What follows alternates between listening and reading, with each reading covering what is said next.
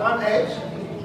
I teach at the London School of English in Holland Park, and I teach mainly on the International Business Communication Programme, and I've also been working with Macmillan. I'm the author of the staff level of e-company. So today I'm going to be talking about meetings, but maybe not in a way that you might expect. About 10 years ago, when I first started teaching business English, I saw meetings on my timetable and I didn't really have a clue what to do. How do I teach a meeting? I was very green at the time. So I asked a more experienced colleague of mine, and he pointed me to the most thumbed book in our staff room. I don't know if you know this book, it is a very, very good book. The Language of Meetings, and in that breaks meetings down into functional exponents, agreeing and disagreeing, checking and clarifying, interrupting, etc. It's got long lists of phrases. So I photocopied that book and I took it to class, and I taught that way for many years, and all of my colleagues at the time were teaching that way as well. And it kind of created, in my mind, the idea that meetings really were a speaking skill. They were about speaking. Prefabricated or functional vocabulary was absolutely key. Learners need the language in order to say what they want, so you have to give them the language. And the functional approach was absolutely vital. They need to know how to agree, they need to know how to disagree, they need to know how to check and clarify, etc. And I continued in this vein for a number of years, but it slowly dawned on me that in most of the practice activities I was doing, my learners weren't actually using a lot of this language that I was giving them. They weren't engaging in ways that I was teaching them. It didn't seem that they had any problem saying what they wanted to say. But what did seem to be a problem was often they would answer a question that someone hadn't asked, or they would start speaking about a completely different topic from what the other learner had said. And it suddenly dawned on me that the biggest challenge for my particular learners was not really what to say in a meeting or how to speak. It was listening. What they really, really needed was development of their listening skills. For example, one of my students, Fernando, when I asked him, what do you find most challenging about meetings, had this to say: always focused on listening. So if I could ask you, with your partner, Fernando feels he gets lost. He doesn't know what's happening, he doesn't know what to say. How would you help Fernando if he was in your classroom? With the person sitting next to you, could you discuss how could you help Fernando?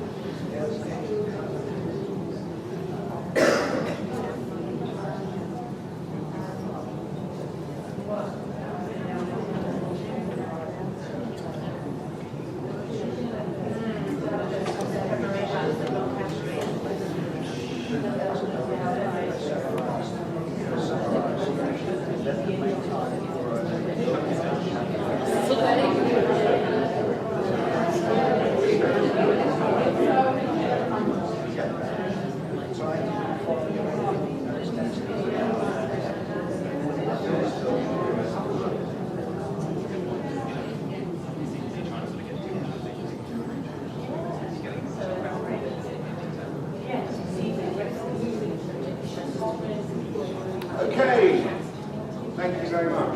So, starting generally in this area, any ideas? How would you help, Fernando? Teaching how to notice language such as moving off topic or introducing another point. Yeah. Any ideas over here? Reading through the agenda to see what next would be expected. Yeah, absolutely. Discussing the topics with his peers after class. Yeah, that's a very, very good idea. Fernando, something that I noticed was he said a lot of things like this. I had an important meeting last week. The meeting was about a new project. The whole board attended the meeting. Please, Fernando, just say it. But it wasn't. He never did. He had a very underdeveloped concept of discourse, particularly in terms of referencing. He found it very, very challenging using words like it, this, that, and referring to different objects. And it made me wonder, if he's not using them, can he follow it when other people use them? And is it easy for him to follow someone talking about multiple topics when they are using these words that he stubbornly refuses to use? We were using one of the activities from one of the new sections of in company, the people skills section in class. In this section, this is working on influencing skills. And in this particular listening, learners have to just listen to what is being said, and they have to decide if the person is trying to influence their manager, a subordinate, or someone of the same level of them as them. Fernando had particular problems with conversation D. I'd like you to listen to conversation D and then tell your partner, why do you think Fernando had trouble with it?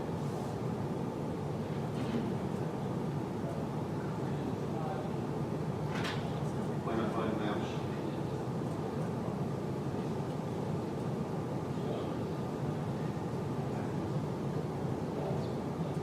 Conversation D.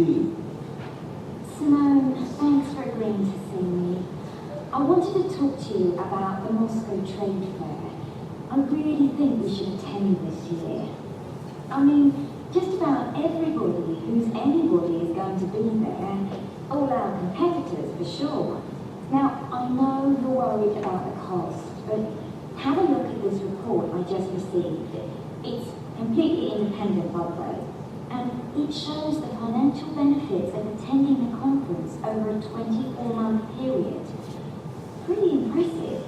So I wondered if you could think about it, please. I'll leave the report with you.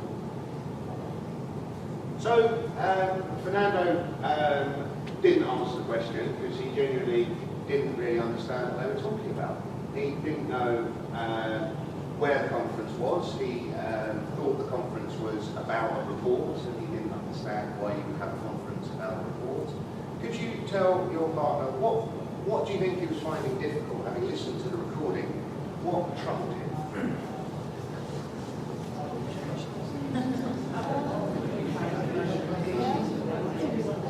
Very indirect.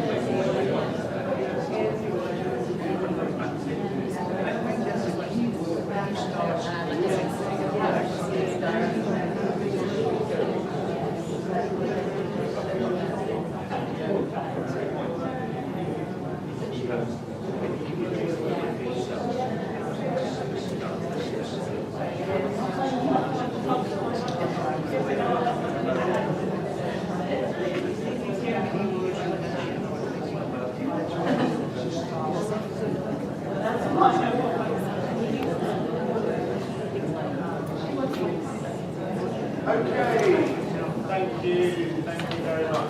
So, starting kind of at the front down here, why do you think Fernando has so much trouble with that recording? Well, you said earlier that you had underdeveloped listeners around in that conversation she used this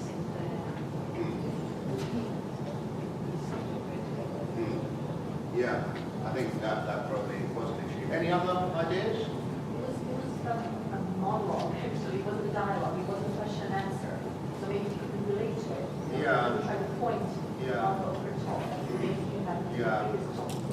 In fairness, I'm only showing this part of the activity largely for reasons of space, but the before the meeting is, or the discussions are contextualised.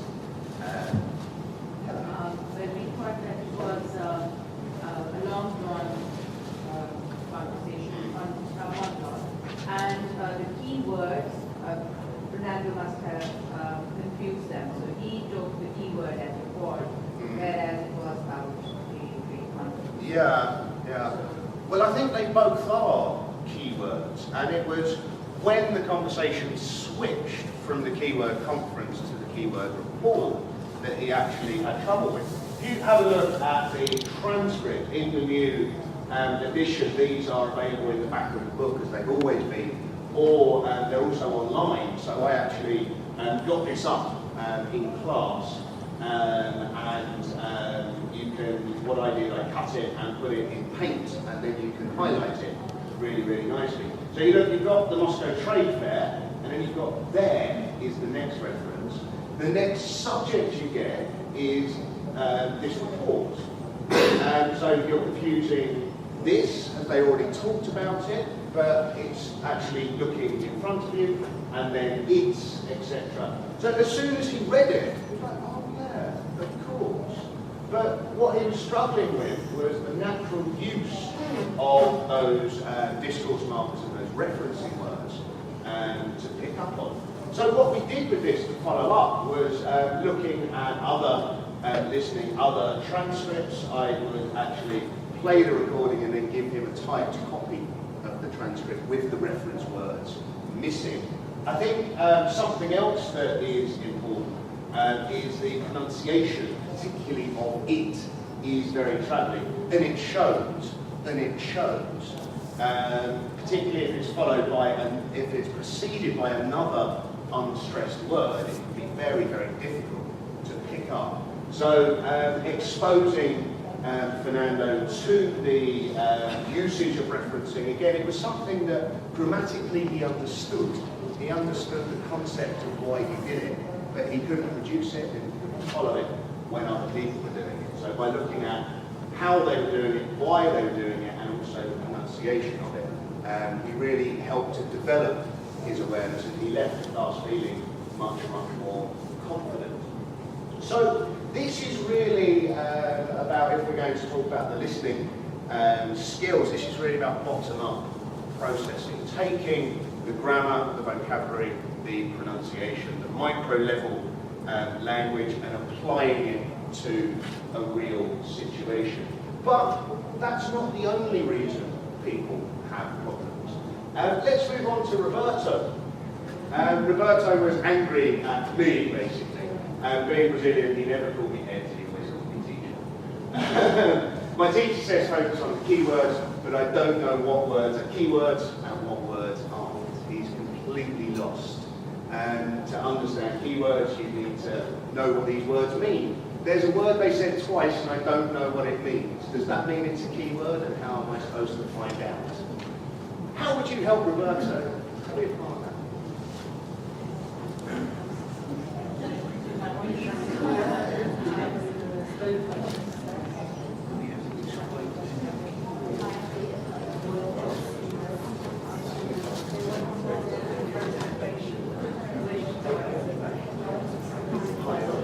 There's going to be quite a lot of hair work.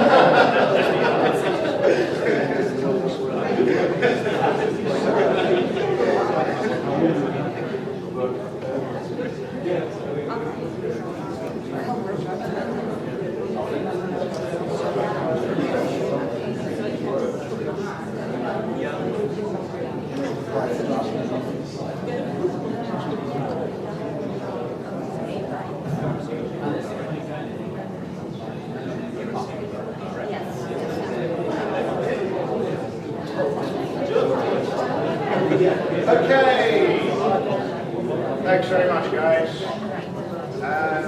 Whose turn is it? Down front on this side. How would you help Roberto? Hello. Hi. I'm not from Egypt, first of all. I don't know, we're discussing the idea that I don't have to say the word, keyword itself. I just either get an extract or something and demo to them that there are certain important words that we need to understand a certain lesson in. Yeah. Or it would work for pairs, for example, listen to something, and then the question is, what words help you understand this lesson in? Yeah. Yeah, absolutely. I think you'll see something similar in what I've said. What about this side? Any other ideas? We talked a bit about sense of stress and exploring that, and Yeah. practice for that, and Yeah. identify keywords, Yeah. and then dive into We've had a discussion about topic consensus, the idea of making a start. Yeah. Those keywords will be introduced if not in the first sentence, like how I and then talk about whether that parallel to what you expect from written Yeah. sentence. Absolutely. Well, when it comes to listening and theories of how learners listen, you can't really, doesn't really take you too far before you come across the work of John Field, who's actually sitting down front here, and I'm probably about to misquote him, so I'm a little bit nervous now. But in one of his many brilliant articles, John looks at the development of listening strategies. And I think an important point that he notices is something that we probably all know, but maybe we forget. It's actually very, very difficult to extract words from a stream of speech, be it native speakers or non-native speakers. It is a difficult skill, particularly in a foreign language, and learners cannot extract everything from a speech stream, which makes context clues incredibly important. Learners use them maybe a lot more than we actually give them credit for. It's incredibly important. And inference is a very, very critical skill. Looking at a traditional approach that you find in a lot of course books to listening is really about testing listening through comprehension questions, which may not really be fair. We're actually detracting from the ability to develop listening because we're asking learners to read and listen at the same time, which is actually quite challenging to do. We're kind of forcing them to process what to understand. Maybe they want to know what that person they couldn't understand is saying. Maybe they want to know that word that they don't understand. They want to know why they don't understand it. And in the classroom, that's good. They're there to learn, and this part of the lesson we're trying to develop their listening, and that is developing their listening. So comprehension is good and useful, but maybe we're overusing it a little bit. Again, in the people skills sections of in company, particularly in the intermediate version, we have a lot of tasks like this that ask students to listen to the text and choose a summary. Now again, it is very difficult to get away completely from the comprehension idea because you do need to present something to help them to follow. But by using these more open texts, you allow learners to approach the task in their own way, to apply their own strategies. You're not forcing them to listen for a particular answer at a particular point in the listening. Something that I've been developing in my classes for quite a while, I did, sorry, what's your name? Yumna, very similar to what Yumna was saying, using some of the ideas I saw John talk about several years ago in another talk at IXF, was taking a task like this and before learners listen, asking them to think of words and phrases that they might hear for each answer. So in essence, what would the keywords be if the answer were A, if the answer were B, etc. So really getting learners thinking about lexical sets, about groups of words and groups of meaning related to particular topics. You're also expanding the lesson into a vocabulary lesson as well as a listening lesson and allowing for vocabulary recall. There are lots of these type of activities in the new company, which really lends itself to this type of thing. So I'm going to play the recording. When I'm done, can you tell your partner what's the answer, and more importantly, how do you know?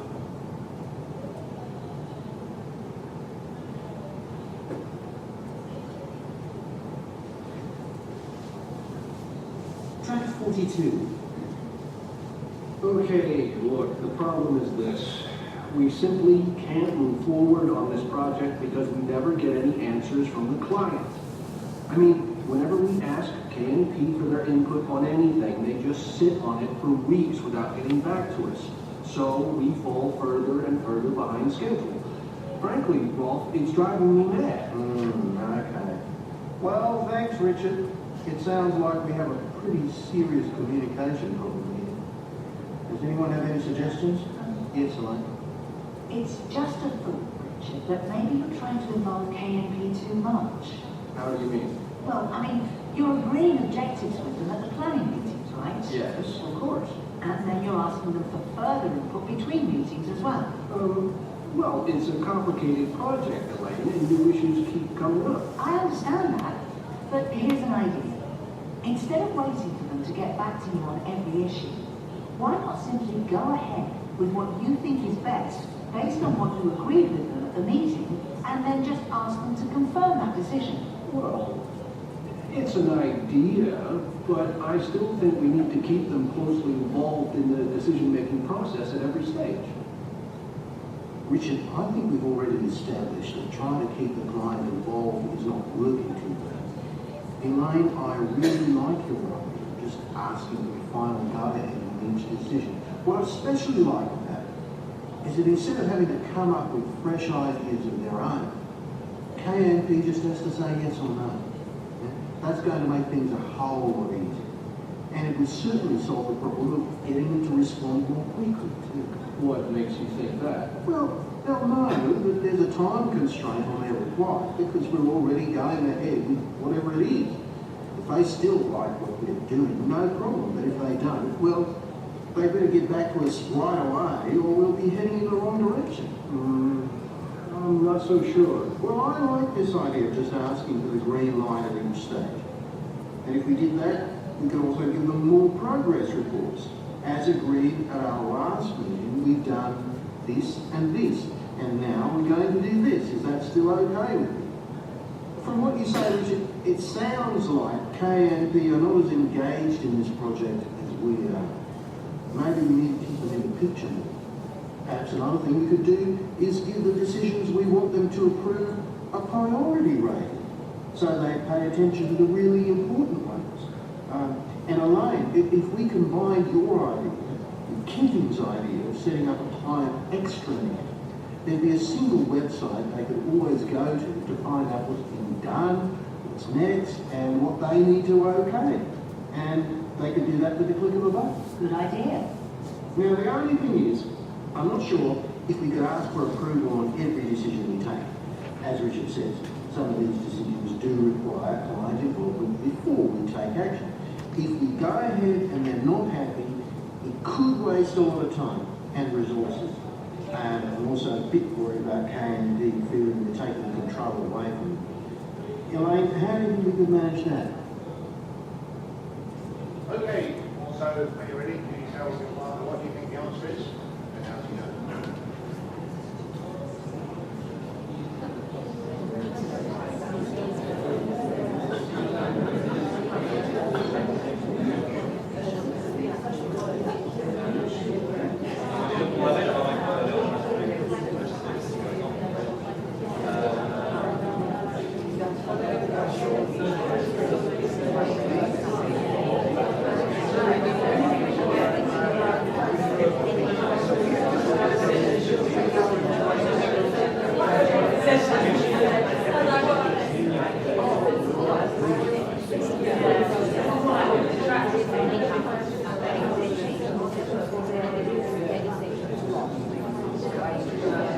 So I'm sure you all got the answer. The answer is C, is taking too long to respond to proposal. But more interesting is, how do you know what words and phrases helped you find the answer?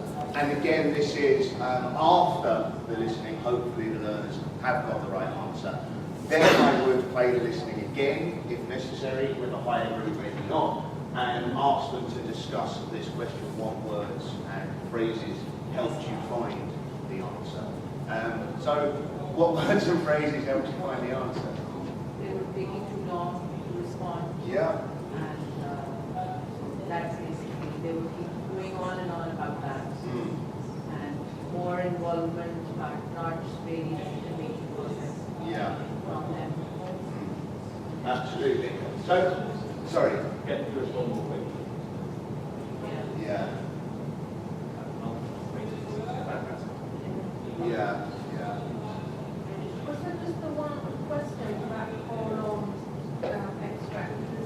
Because you got the answer after the sentences, it went on and on and on. Well, again, the activity. It was annoying. Okay. Because we got the answer. We come back to the activity later when we go on to look at how learners are collaborating, which we're coming on to in the third part. So each of the people skills section, the aim of the people skills section is both to develop learners' pure listening skills and also their speaking skills. So a lot of the elements of that listening was priming for a speaking activity, which is coming next. And there are other activities later focusing on the speaking element. Personally, I'm really sorry you found it annoying. I personally think it's wonderful because the answer is right at the beginning, and then they keep getting challenged with more and more information. Lots of like, oh, is it? And then it's a distraction, aren't they? Yeah, which personally I think is very realistic. So, do you mean that you confuse or distract the listener, and by giving them lots and lots of information, and in the end, there's just this one piece of information that they're required to, that they sift the right information. Yeah, and if you put yourself in that real meeting as a native speaker or someone with a high level of English, you would know that one of them is boring and you would switch off. You would have the skill to know that there's no more information coming and you're going to switch off if this were a real situation. But if you're listening in a foreign language, would you have that skill? Personally, I think that is a really good skill for real-life business interaction that we should be helping business learners to develop. When do you need to listen and when can you go to sleep because they're just being annoying now? I think it's very, very useful. So again, here we've got kind of a lexical set for this particular topic. Depending on the level and the familiarity of your learners with this topic, they may know this vocabulary, they may not sit on it, fall behind schedule, get back to them, etc. They may not know these, so there's then an opportunity for more vocabulary teaching. You can then go back and look at how these phrases are pronounced, how phrasal verbs, for example, what's the phonology of phrasal verbs, etc. So we're combining the top-down listening strategies. You can also build in bottom-up processing, sound units, grammar units, etc. So I've got one more guy for you. This guy was my favourite, Piotr. Piotr was quite a high-level learner, and he had a real problem because, I don't know, are there any Polish people here? Poland is quite a passive culture in the workplace. In social interaction, when people are talking to each other, people can be quite aggressive towards each other. But in the workplace, they will sit and listen. And they want more information, they want follow-up questions. So he didn't know how to get the information that he wanted. say. One last time, how would you help Piotr?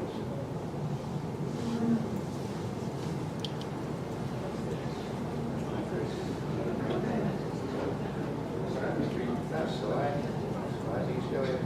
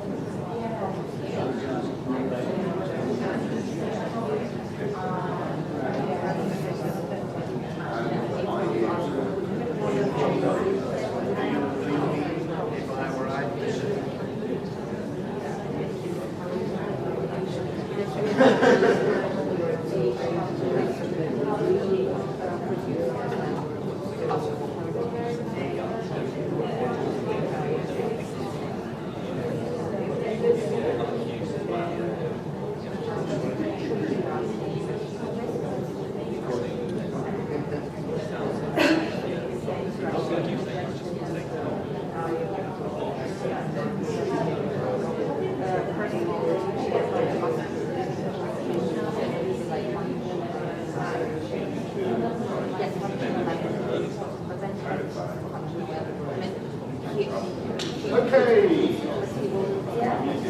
So then we're back over here. Let's go roughly in the middle. How would you help Piotr?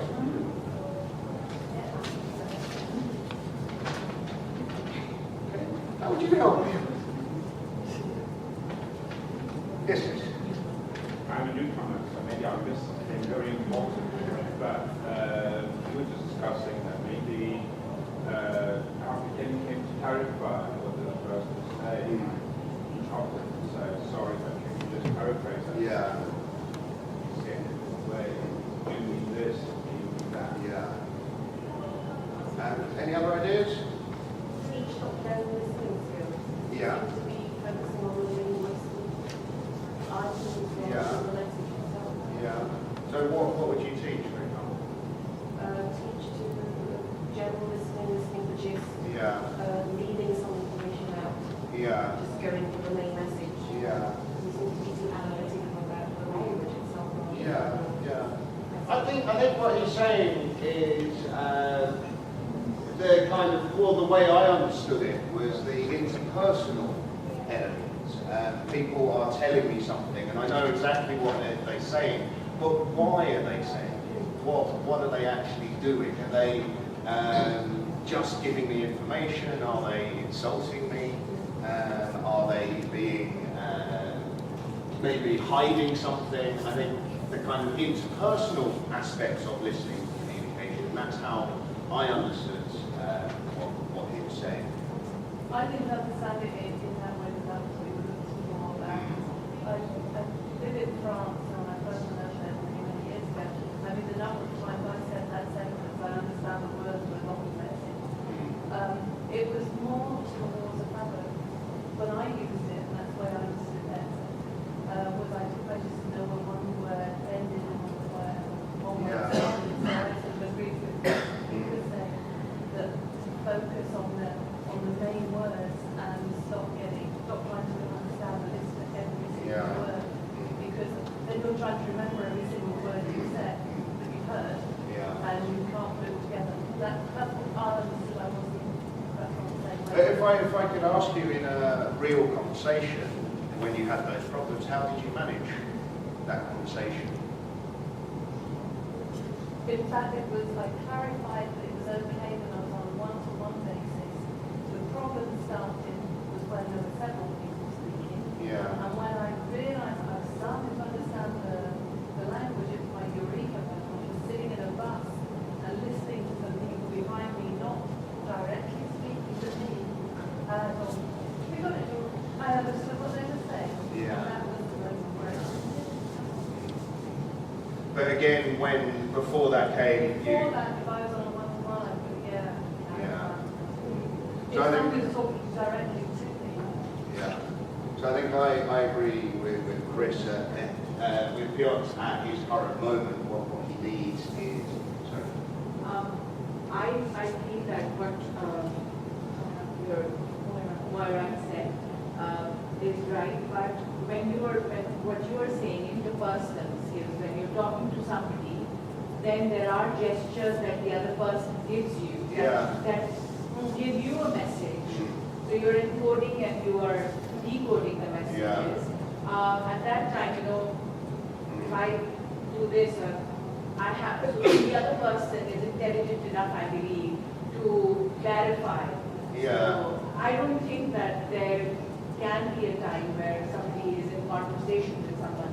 I guess unless it's totally a stranger, that something like this can happen. Well, I think the interpersonal aspect and the basic understand the words but not the message, they're both incredibly relevant points.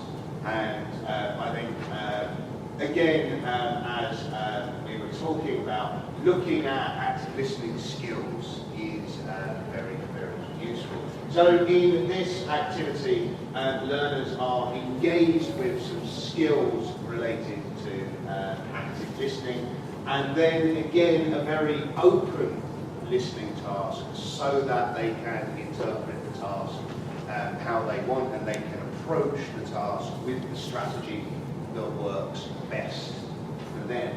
So all learners are asked to do is listen to 4 extracts and identify the topic and the skill from the list above that the speakers are using. So let's just listen to one of these.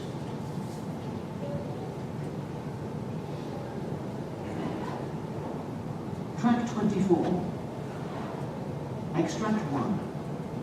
Ian, I think it's time we had a chat about training. Sure, Sally. What's on your mind? Well, I've been looking at our annual spend on T&D and frankly it's pretty high.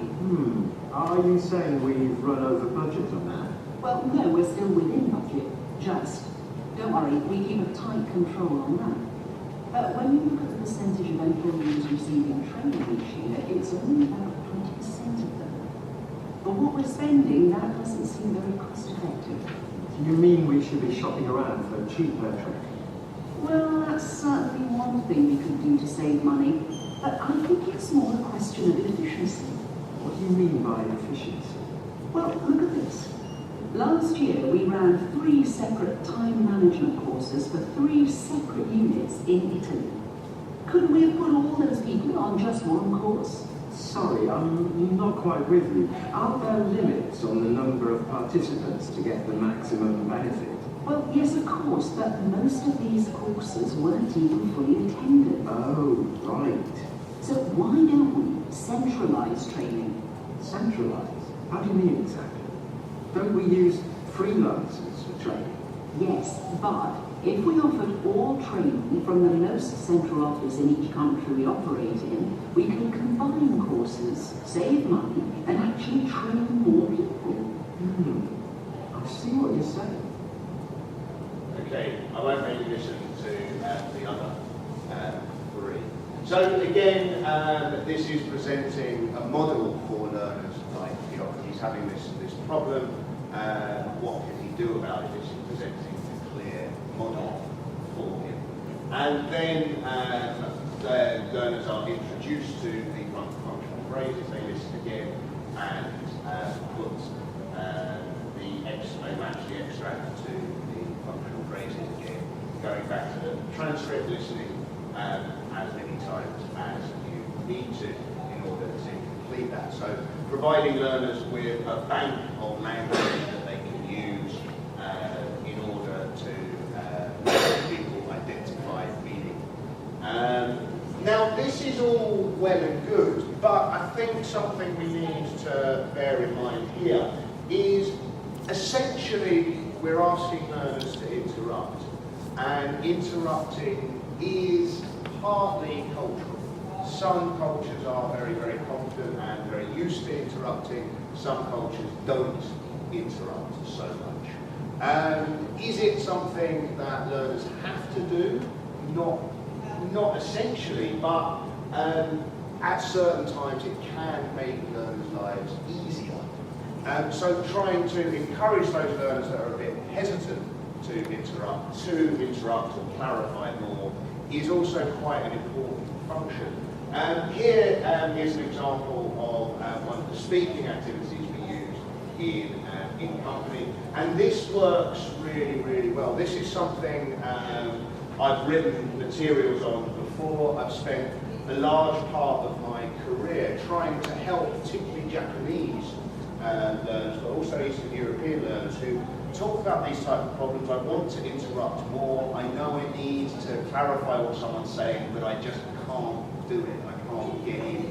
And I've tried lots of open plan activities, and they still won't do it. They don't know what to say, they don't know when to say it, and they're very, very nervous.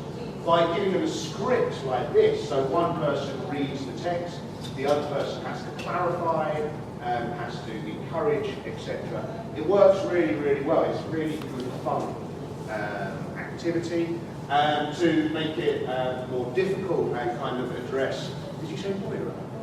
To address some of the problems that Moira was talking about, something that I've done several times is getting one person to read it, and then other people are purposely distracting. They have other phrases to say to put the interrupter off his game, and it works really, really well. Okay, coming to the end of my talk. If you'd like to follow up, there's my email address. I'll also be on the Macmillan stand at the afternoon break. I think it's about 4:45, and I can hang around here afterwards if you'd like to say anything else. Again, I'm not saying that this is a definitive answer, and I'm not saying that in-company is the only solution. We had a question at the back about authentic materials. But what this does provide is a solid structure and a solid basis for learners, and something that they can really, really get their teeth into and go far and go beyond. It goes beyond a lot of what has been done in the coursebook material. As I said at the beginning, I didn't write the examples I've been looking today. These are from intermediate Mark Powell. The starter edition will be available in 2015. But I hope you will agree with me from a teacher's point of view that what we're looking at here really represents a good development in the way business English course books are going and really helping develop our learners. Did you want to say something? I just wanted to ask you this question. How do you deal with literal translation? Because, you know, when you had that script there, fall behind, okay? Now, somebody in my country, a beginner, would actually think that somebody has fallen behind, you know, somebody's fallen, literally fallen. So there are these problems with literal translations. Yeah. So how do you deal with that in your course? Well, if you look at that example, something particularly with idioms that I enjoy, I don't know if any of you are ISF in Liverpool, but my colleague Richard McNeff gave a wonderful talk about etymology and the origins of words. And if you look at that idiom, fall behind, that's actually what it means. Historically, it comes from armies when people didn't keep up, they fell behind the group. So you can explain it with a literal meaning. There is a literal meaning, and that's something that a lot of teachers at the London School look at with idioms. We look at the etymology of the idiom would be one way to answer it. If I could be really evil, how would you deal with it? It's a big problem because I was teaching English and to adults quite a long while back. And there were 3 or 4 times when I was stuck because, you know, somebody said to me, there was a test going on, it's really interesting. Somebody said there was cheating going on in that test in adult learning. So I said, what are you doing? And he said, he's narrowing me. Okay, he narrows me. So in Urdu, narrow means there are two different, and in English also, you know, it means narrow, and so, and then, you know, he's teasing me, that's what he meant. Okay. So, you know, that literal translations are how, I feel that's the biggest problem with learners in other languages. This is really interesting, but there are people waving at me from the window. And Fawzia from Macmillan would just like to say something. Thank you very much, Ed. That was